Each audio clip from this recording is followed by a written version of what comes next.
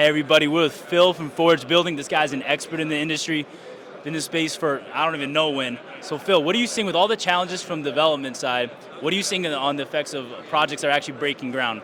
Are they mostly Class A, single-story drive-up? What are you seeing?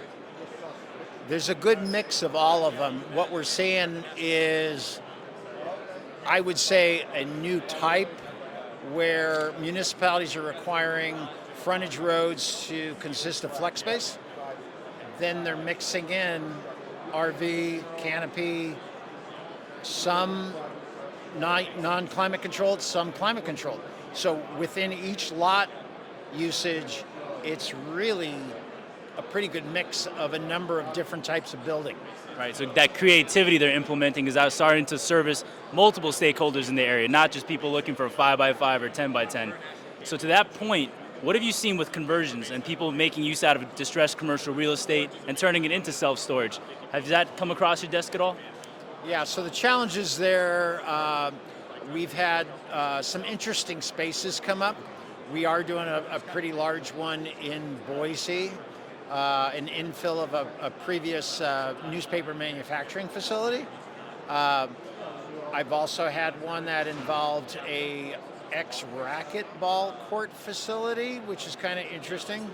So that's been different. We get a number of big box stores. The things I always caution people on are doing core samples to actually support the steel that's going in there. But there are more infill type questions that we're getting hit with and projects that are getting considered, but they're still being vetted out right now. Oh, absolutely. The due diligence is non-negotiable. So what are your sort of forecasts for the next couple of quarters? Where do you see self-storage demand going? What is the mind of Phil? Well, in the mind of Phil, that's always an interesting question, but our estimating queue is still close to 4 weeks.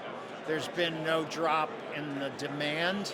We are getting a number of projects revised, which is sometimes pretty normal, but demand's strong, really strong, and